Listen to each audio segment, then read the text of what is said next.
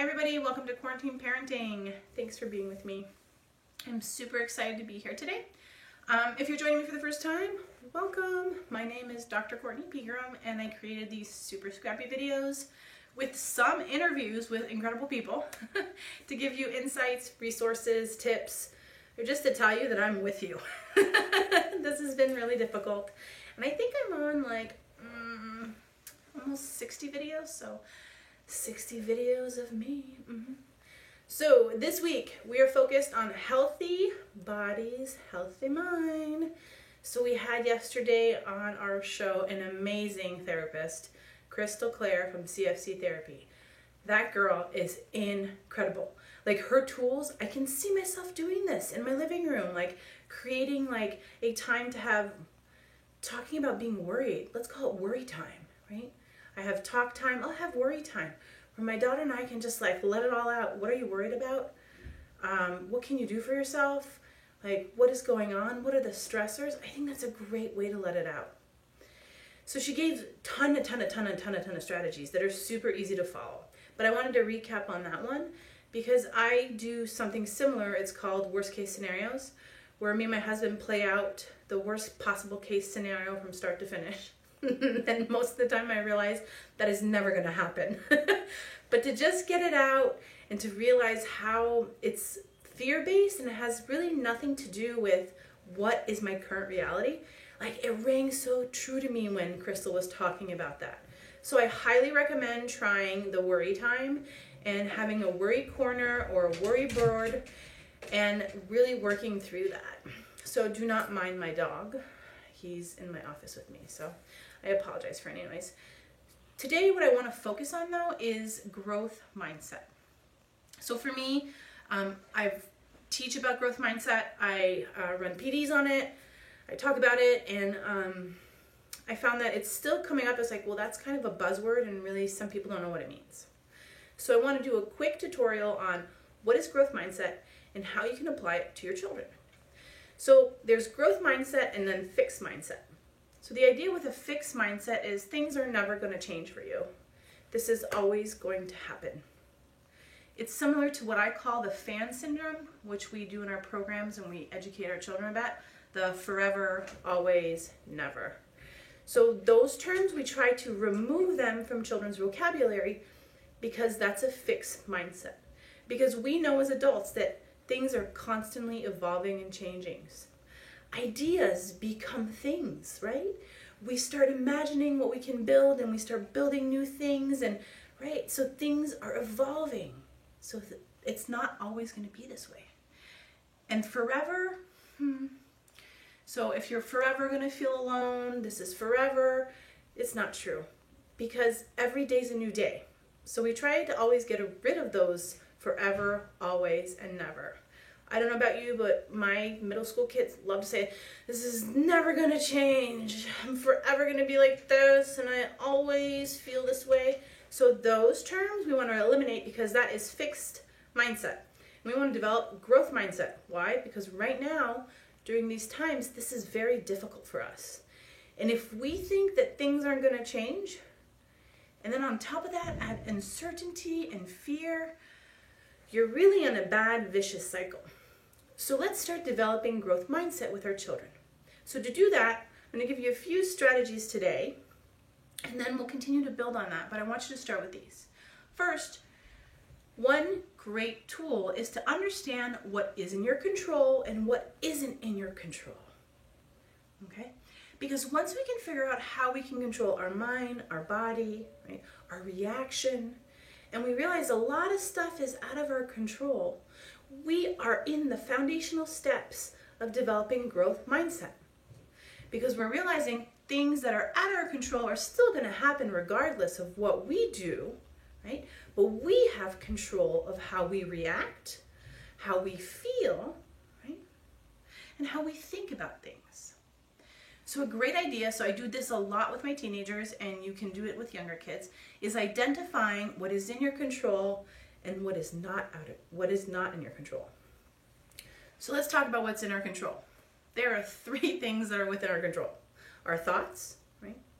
Our feelings, and how we react to things. Those are the only thing. You cannot control your own, I mean, we always want to control our children, but it's very difficult, right? Kids can't control their parents, right? We can't control other people. We can't control the weather. We cannot control technology. We can't control the virus. We can't control other people's reactions to, do I wear a mask or not wear a mask? The news, we have no control. The only thing we can control is how we feel, what we think, and how we react, right? So when I talk about react, I'm talking about our behaviors, right? Our facial expressions, what we're doing, what we're saying, what we're seeing, right? How we're reacting to that. So that's super duper important. Oh, do I have a co-host coming into my video today? Do you want to say hi, Hunter? Hi, everyone. We're talking about growth mindset, Hunter. Do you want to stay? Is that okay with you? Yeah, I would love it. Do you want to? Yeah. It's your choice. Yeah. Why don't you come here and we can talk about it? I'm gonna have some few questions for you. Okay. Do you want to sit on my lap? I don't have a chair. Come on in. Okay. Awesome. Perfect. Okay. So I was talking about. No, I didn't pause it. Okay. Ready? Okay. So Hunter, we talked about this last night. So what are some things that you can control? Can you control your dog? Your body. My brain. Your brain. My head. What else? Did we talk about feelings? How you control your feelings? Can you control when you're happy, sad, mad? Yeah. Okay, good. Okay, so what are the things that are out of your control?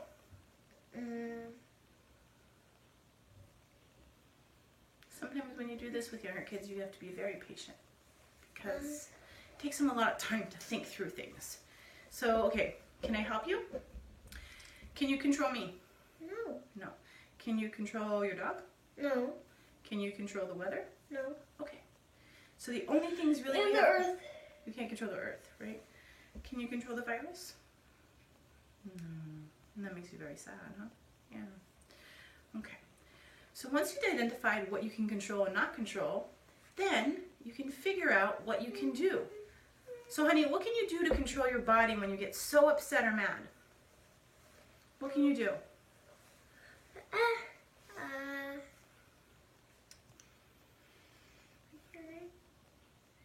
What did you say then? What can you do to control your body when you're really upset? So as she's thinking, I'm going to explain this question. So the idea is coming up with strategies so that we can relax our body and relax our mind when we're feeling negative emotions, such as anger, rage, being upset, So sad. like what emotion am I in right now?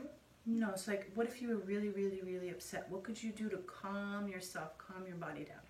Tickles maybe, some hugs. Tickles, hugs.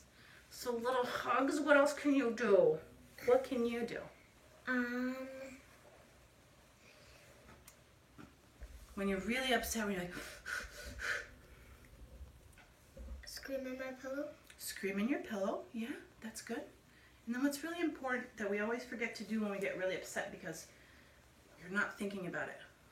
My hands are slippery. I know because we're sharing a chair. Let me help you because this can go on for a long time. Taking a deep breath. Can you show me how you take a deep breath?